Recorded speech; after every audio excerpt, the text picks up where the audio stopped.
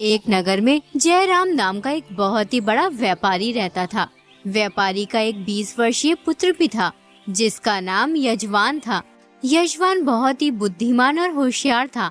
एक बार जयराज को व्यापार में बहुत ही ज्यादा घाटा हो जाता है, जिसकी वजह से व्यापारी का धंधा चौपट होने लगता है। एक दिन व्यापारी बहुत चिंता में होता है तो यजवान अपने पिता को चिंता में देखकर कहता है, पिताजी, क्या बात है? आप इतने परेशान क्यों? मैं आपको पिछले एक सप्ताह से देख रहा हूँ। आप हर वक्त बेचैन से रहते हो और न ही आप सही से कुछ खाते हो। बेटा, व्यापार में घाटा आने की वजह से हमारा कारोबार बंद होने की कगार पर है। मुझे हर वक्त बस यही चिंता सताती रहती है कि अब घर का गुजारा कैसे होगा। जो थोड़े बहुत पैसे जोड़कर रखे हुए थे वो सब भी खर्च हो गए हैं। इतने में ही यजवान की माँ रूपवती यजवान से बोली, बेटा, अब तुम्हारे पिताजी की तबीयत सही नहीं रहती है। अब वो और व्यापार का काम नहीं कर सकते और ना ही उनमें इतनी हिम्मत है कि ये किसी दूसरे नगर में जाकर व्यापार कर सकें। इसलिए बेटा, मैं चाहती हूँ कि अब तुम अपने पिताजी का कारोबार संभालो। तुम किसी दूसरे नगर में जाकर व्यापार करो। रूपवती, तुम ये क्या कह रही हो? यजवान को भी व्यापार का ज्ञान नहीं है और अभी इसकी उम्र भी कम है। फिर ये दूसरे नगर में व्यापार कैसे करेगा? आपने तो यजवान से भी कम उम्र में ही व्यापार करना शुरू कर दिया था, तो ये क्यों नहीं कर सकता? हमारा बेटा बहुत होशियार है। ईश्वर ने चाहा तो इसे जल्दी व्यापार में कामयाबी मिल जाएगी। हाँ पिताजी, माँ सही कहती है। अब मुझे अपनी जिम्मेदारियों को समझना होगा और तुम्हारे व्यापार को आगे बढ़ाना होगा। बेटा, अभी तुम छोटे हो, तुम्हें दुनिया की समझ नहीं है। फिर तुम दूसरे नगर में अकेले व्यापार कैसे करोगे? पिताजी, मैं अकेला नहीं जाऊंगा। मैं अपने दोस्त धीरज को अपने साथ लेकर जाऊंगा। वो व्यापार में मेरी मदद करेगा। बेटा, धीरज तुम्हारे साथ नहीं जाएगा। उसकी अभी शादी हुई है। फिर भला वो अपनी पत्नी को अकेला छोड़कर तुम्हारे साथ कैसे जा सकता है? पिताजी, धीरज मेरा बहुत ही अच्छा मित्र है।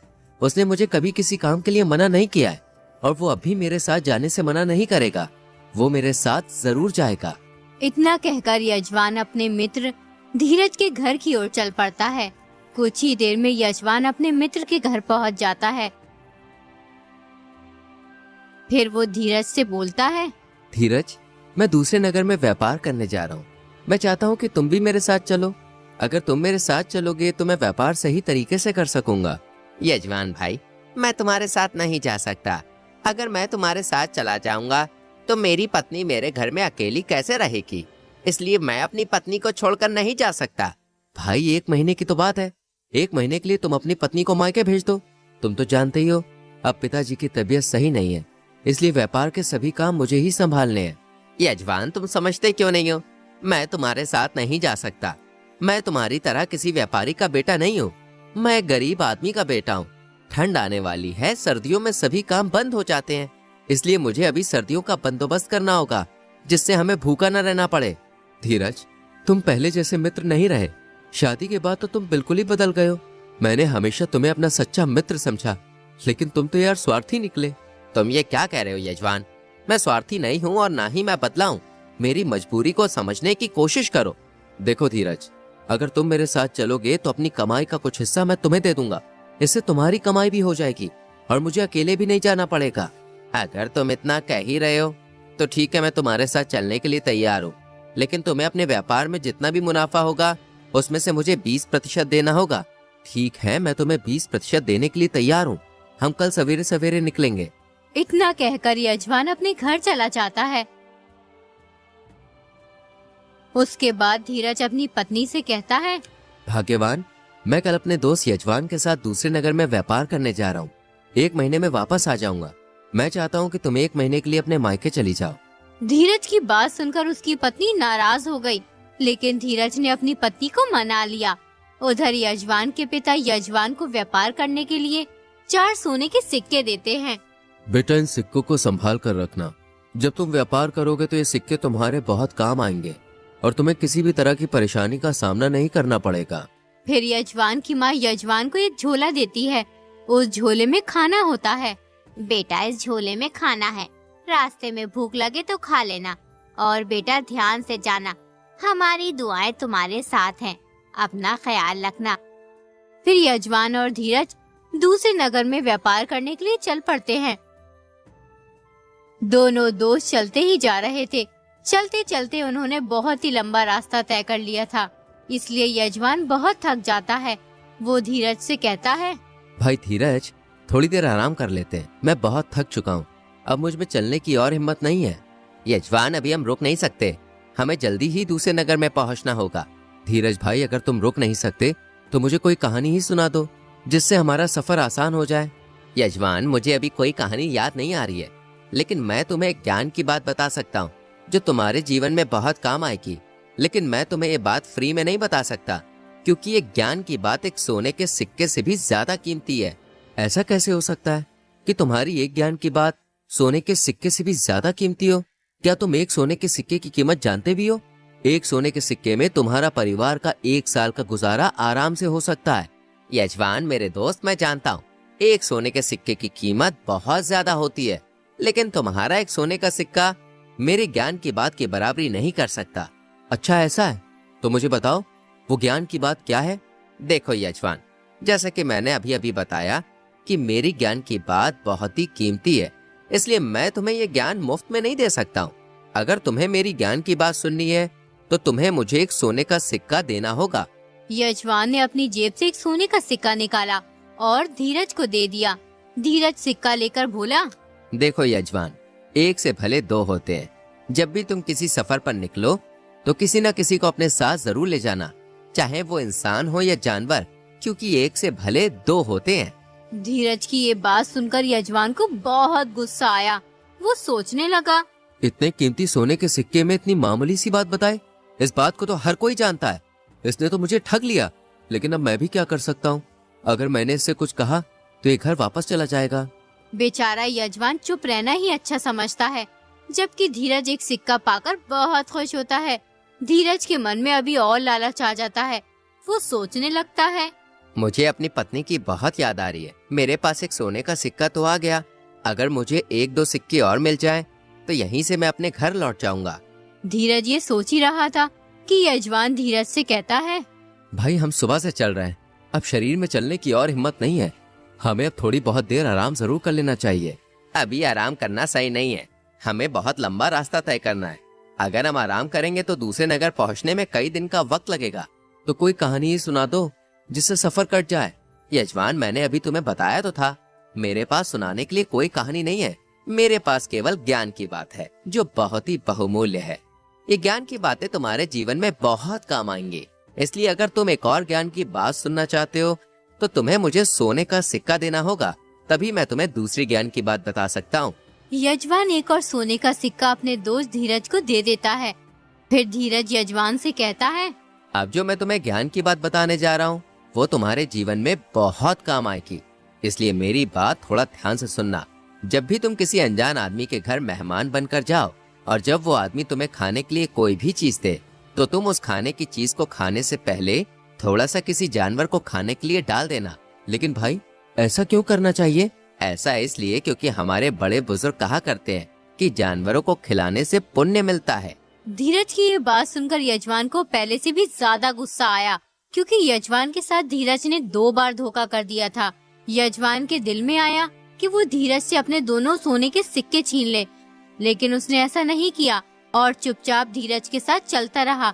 कुछ दूर चलने के बाद यजमान फिर धीरज से बोला, दोस्त अब मैं थक गया हूँ और दोपहर भी होने वाली है, क्यों ना हम थोड़े समय के लिए इस पेड़ के नीचे रुक जाएं, तो शरीर की थकावट दूर हो जाएगी।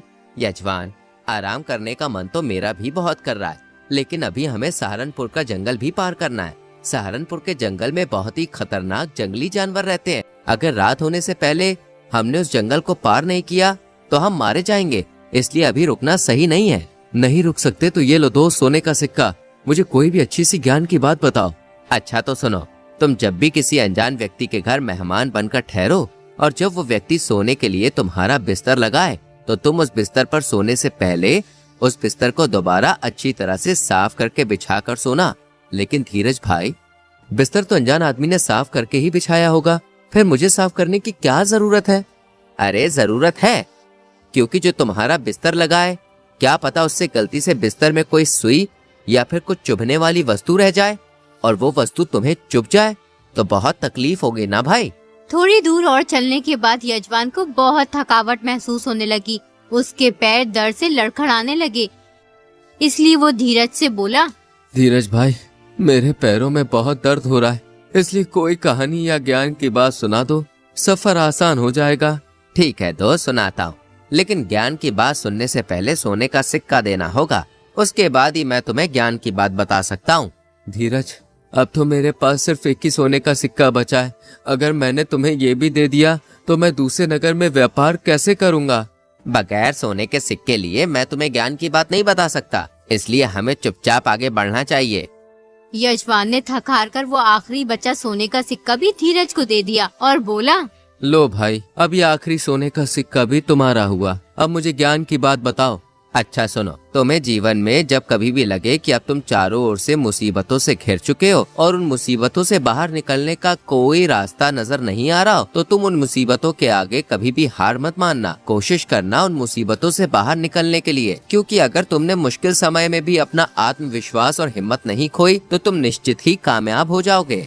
ये बात सुनकर यजमान आग बबूला हो गया। वो मन ही मन सोचने लगा कि धीरज तो बहुत ही चालाक है, इसने मुझसे चारों सोने के सिक्के ले लिए और कोई भी ऐसी बात नहीं बताई जो मेरे जीवन में काम आ सके। उधर धीरज को भी अपनी पत्नी की बहुत याद आ रही थी। वो सोचता है, अब तो मेरे पास चारों सोने के सिक्के आ गए, इन सिक्कों से मेरा सालों का गुजारा हो जाएगा और मुझे अपनी पत्नी की भी बहुत याद आ रही है। अब मुझे अपने घर चलना चाहिए। देखो यजमान भाई, मैं तो अपने घर जा रहा हूँ, मुझे अपनी पत्नी की बहुत याद आ रही है, उसके बगैर नहीं रह सकता। हो सके तो मुझे माफ कर देना, अब और आगे मैं तुम्हारे साथ नहीं जा सकता। इतना कहकर धीरज अपने घर की ओर चल देता है। धीरज, मुझे तुमसे ये उम्मीद नहीं थी। तुम एक नंबर के धोखेबाज और मक्कार इंसान हो। मैंने बहुत बड़ी गलती की तुम जैसे धोखेबाज इंसान से दोस्ती करके। धीरज यजमान की बातों को नजरअंदाज कर देता है और आगे बढ़ जाता है। यजमान दुखी मन से उसे देखता रहता है। यजमान को सबसे बड़ा दुख इस बात का था कि धीरज उससे चारों सोने के सिक्के भी ले गया था, इसलिए अब यजमान के पास कुछ नहीं था। वो कंगाल हो चुका था। अब यजमान सोचने लगता है, मेरे पास तो कुछ भी नहीं है, बगैर सिक्कों के मैं दूसरे नगर में व्यापार कैसे करूंगा? अब मैं वापस अपने घर भी नहीं जा सकता। अगर मैं खाली हाथ घर गया तो पिताजी और माँ मुझे मूर्ख समझेंगे। यजमान ये सोच ही रहा था कि तभी एक बूढ़ा आदमी पानी का घड़ा लेकर आता है और फिर यजमान से कहता है, बेटा, मैं बहुत थक गया हूँ, कृपया करके मेरी मदद करो। मेरे घर पास में ही है। अगर तुम इस घड़े को मेरे घर तक पहुँचा दोगे तो ऊपर वाला तुम्हारा भला करेगा। देखो बाबा, मैं तुम्हारी मदद नहीं कर सकता क्योंकि मैं पहले से ही बहुत परेशान हूँ। कृपया करके आप अपना ये पानी का घड़ा लेकर यहाँ से जाइए। एकदम यजमान को धीरज की कही पहली बात याद आ जाती है कि एक से भले दो सही। इसलिए वो बूढ़े आदमी से माफी मांगकर उसका मटका लेकर उसके घर की ओर चल देता है। फिर यजमान बूढ़े आदमी को अपने धोखेबाज दोस्त की सारी बात बताता है। कुछ ही देर में यजमान बूढ़े आदमी के घर पहुंच जाता है। फिर यजमान बूढ़े आदमी से कहता है, चलो बाबा, अब मैं चलता हूँ, मुझे अभी बहुत लंबा सफर तय करना है। बेटा, थोड़ी देर मेरा इंतजार करो, मैं तुम्हें कुछ देना चाहता हूँ। उसके बाद वो बूढ़ा आदमी अपने घर के अंदर जाता है और अंदर से एक थैली लाता है। वो थैली सोने के सिक्कों से भरी हुई थी। फिर बूढ़ा आदमी उस थैली को यजमान को दे देता है। बेटा, तुम इन सिक्कों से अपना व्यापार कर लेना और एक बात का ध्यान रखना, यहाँ से 4 किलोमीटर दूर एक गांव है। उस गांव में बहुत से ठग रहते हैं। उस गांव में जो भी मुसाफिर जाता है वो उसे लूट लेते हैं, इसलिए तुम उन ठगों की बातों में मत आना। वो तुमसे तुम्हारा धन छीनने की कोशिश करेंगे। तुम इन सिक्कों को किसी भी तरह उन ठगों से छुपा कर रखना। तुम्हें बहुत ध्यान और चतुराई से काम लेना है। बूढ़े आदमी की बात सुनकर यजमान उन्हें अलविदा कहकर आगे बढ़ जाता है। कुछ देर चलने के बाद वो उस गांव में प्रवेश करता है जिस गांव के बारे में यजमान को बूढ़े आदमी ने बताया था। जैसे ही यजमान उस गांव में प्रवेश करता है तो उसे एक घर के बाहर एक आदमी दिखाई देता है। वो आदमी देखने में बहुत ही भला और ईमानदार लग रहा था। उस आदमी ने यजमान को अपने पास बुलाया और फिर यजमान से बोला, अरे बेटा, राहगीर लग रहे हो। इस गांव में किसके यहाँ आए हो? मैं इस गांव में नहीं आया, मैं तो दूसरे नगर में जा रहा हूँ। बेटा, दूसरे नगर पहुँचने में बहुत समय लगेगा, रात होने वाली है। अरे तुम रात कहाँ काटोगे? अगर तुम चाहो तो मेरे घर रात भर के लिए रुक सकते हो। यजमान बहुत थका हुआ था, वो रुकना भी चाहता था, लेकिन अचानक उसे बूढ़े आदमी की बात याद आ जाती है कि इस गांव में बहुत से ठग रहते हैं और वो अनजान आदमी को ठग लेते हैं। आपने मुझे अपने घर में रुकने के लिए कहा, इसके लिए मैं आपका दिल से शुक्रिया कहता हूँ, लेकिन मैं आपके घर नहीं रुक सकता क्योंकि मुझे बहुत ही लंबा सफर तय करना है और मैं चाहता हूँ कि मैं जितनी जल्दी हो सके उतनी जल्दी दूसरे नगर में पहुँच जाऊँ। बेटा, मैं तो केवल तुमसे रुकने के लिए कह सकता हूँ। मेरे घर रुकना या ना रुकना ये तुम्हारी मर्जी है। लेकिन बेटा, एक बात ध्यान रखना, इस गांव में बहुत सारे ठग रहते हैं। वो किसी भी राहगीर को लूट लेते हैं, इसलिए जरा ध्यान से जाना। अनजान आदमी की ये बात सुनकर यजमान सोचने लगता है, ये आदमी देखने में बहुत ही भला मालूम होता है, मुझे इसके घर रात भर के लिए रुक जाना चाहिए। सुबह होते ही दूसरे नगर की ओर निकल जाऊंगा मैं। अरे क्या सोच में पड़ गए तुम बेटा? मैं सोच रहा था कि तुम इतना कह रहे हो तो आज रात मैं तुम्हारे घर पे रुक जाता हूँ, कल सवेरे सवेरे निकल जाऊंगा। बेटा, मेरे घर में 2 जवान बेटियां हैं, इसलिए मैं किसी भी अनजान आदमी को अपने घर पे नहीं रोकता। लेकिन तुम देखने में बहुत ही भोले और अच्छे इंसान लगते हो, कहीं तुम्हें इस गांव में कोई लूट ना ले, इसलिए अपने घर में रुकने के लिए कह दिया था। फिर यजमान उस आदमी के साथ उसके घर में चला जाता है। घर में घुसते ही यजमान की नजर अनजान आदमी की बेटी पर पड़ती है, जो बहुत ही खूबसूरत थी। फिर वो अनजान आदमी यजमान से बोला, ये मेरी बेटी है, इसका नाम है शिवांगी। 28 साल की हो चुकी है, लेकिन अभी तक इसकी शादी नहीं हुई है। लोग दहेज मांगते हैं, लेकिन देखो मेरे पास देने के लिए कुछ भी नहीं है। अरे अब तुम ही बताओ, मैं अपनी बेटी की शादी कैसे करूं? आप परेशान मत होइए, ईश्वर ने चाहा तो आपकी बेटी की शादी जल्दी हो जाएगी। फिर यजमान बूढ़े आदमी की दी हुई सोने के सिक्कों की थैली में से 5 सिक्के निकालकर अनजान आदमी को दे देता है। तुम इन सिक्कों से अपनी बेटी की शादी कर लेना और बचे हुए पैसों से तुम कोई छोटा मोटा काम कर लेना। सोने के सिक्कों की थैली देकर दोनों बाप बेटी बहुत खुश होते हैं। दरअसल वो दोनों ठग होते हैं और यजमान को अपनी बातों में उलझा रहे थे, जिससे वो देख सके कि यजमान के पास कितना धन है, जिससे वो यजमान को लूट सके। आप जाकर थोड़ा आराम कीजिए, मैं आपके लिए खाना लेकर आती हूँ। यजमान एक कमरे में जाकर बैठ जाता है। इतने में ही शिवांगी यजमान के लिए खाना लेकर आ जाती है। आप ये खाना खा लीजिए, मैं आपके सोने का इंतजाम करके आती हूँ। यजमान जैसे ही खाना खाने वाला हो, उतने में ही उसे अपने दोस्त धीरज की दूसरी ज्ञान की बात याद आ जाती है कि जब भी तुम किसी अनजान व्यक्ति के यहाँ खाना खाओ तो खुद खाने से पहले थोड़ा सा किसी जानवर को खिला देना। इसलिए यजमान चुपचाप थोड़ा सा खाना लेकर कमरे से बाहर आता है और उस खाने को बकरी को खिला देता है। खाना खाते ही बकरी तड़पने लगती है और फिर मर जाती है। ये देखकर यजमान बहुत डर जाता है। अब यजमान समझ गया था कि वो किसी साधारण आदमी के घर में नहीं है, बल्कि एक ठग के घर में है। यजमान जल्दी से अपने कमरे में जाता है और फिर सोचने लगता है, अब इस घर से निकलना मुश्किल ही नहीं बल्कि नामुमकिन है। ये ठग आदमी मेरे सोने के सिक्के छीन लेगा, हो सका तो मुझे मार भी दे। अब मैं क्या करूं? हाँ, एक काम करता हूँ, इस खाने को छुपा देता हूँ, फिर ठग आदमी की बेटी को लगेगा कि मैंने खाना खा लिया है। फिर यजमान जल्दी से उस बचे हुए खाने को छुपा देता है। उधर वो ठग और उसकी बेटी दूसरे कमरे में बैठे यजमान के मरने का इंतजार कर रहे थे। पिताजी, मैं देख कर आती हूँ कि वो अभी तक मरा है कि नहीं। इतना कहकर शिवांगी यजमान के कमरे में चली जाती है। वो देखती है कि यजमान सही सलामत एक चारपाई पर बैठा हुआ है, इसलिए वो यजमान से कहती है, खाना खा लिया आपने? हाँ जी, मैंने खाना खा लिया है। मैं बस यही पूछने आई थी। मुझे पिताजी ने भेजा था कि मेहमान की खूब खातिरदारी करो। मैं पिताजी को बताकर आती हूँ कि आपने खाना खा लिया है। शिवांगी जल्दी से अपने पिता के पास जाती है। फिर अपने पिता से कहती है, पिताजी, मैंने तो खाने में खूब अच्छी तरीके से जहर मिलाया था, पता नहीं वो मरा क्यों नहीं, पता नहीं किस मिट्टी का बना हुआ है, इतना सारा जहर खाकर भी अभी जिंदा है। कोई बात नहीं बेटी, वो जहर खाकर तो बच गया, लेकिन अब नहीं बचेगा। जाओ, तुम अपनी दूसरी योजना पर काम करो। फिर शिवांगी यजमान के कमरे में जाती है और यजमान से कहती है, आप बहुत थक गए होंगे, मैंने बराबर वाले कमरे में आपका बिस्तर लगा दिया है, आप जाकर सो जाओ। फिर यजमान सोने के लिए बराबर वाले कमरे में चला जाता है। जैसे ही यजमान बिस्तर पर लेटने वाला होता है तो उसे धीरज की तीसरी बात याद आ जाती है कि जब भी किसी अनजान आदमी के घर पर मेहमान बनकर जाओ और जब वो अनजान आदमी तुम्हारे सोने के लिए बिस्तर लगाए तो तुम उस बिस्तर को दोबारा अच्छी तरह से झाड़कर और बिछाकर सोना। यजमान ने जैसे ही बिस्तर को झाड़ने के लिए उठाया तो यजमान ने देखा कि चारपाई पर जगह जगह सुई लगी हुई है जिन पर जहर लगा हुआ है। ये सब देखकर यजमान कांपने लगता है। फिर यजमान सोचने लगा, धीरज सही कहता था, उसकी ज्ञान की बात एक सोने के सिक्के से भी ज्यादा कीमती है। धीरज की वजह से आज मैं 2 बार मरने से बच गया हूँ। मुझे कैसे भी करके यहाँ से निकलना होगा, वरना ये बाप बेटी मेरी जान ले लेंगे। उधर वो दोनों बाप बेटी यजमान के मरने का इंतजार कर रहे थे जिससे वो यजमान के सोने के सिक्कों की थैली ले सके। काफी वक्त बीत जाने के बाद भी यजमान नहीं मरा तो इस बात से दोनों बाप बेटी बहुत परेशान हो जाते हैं। फिर वो अनजान आदमी अपनी छोटी वाली बेटी को बुलाता है और उससे कहता है,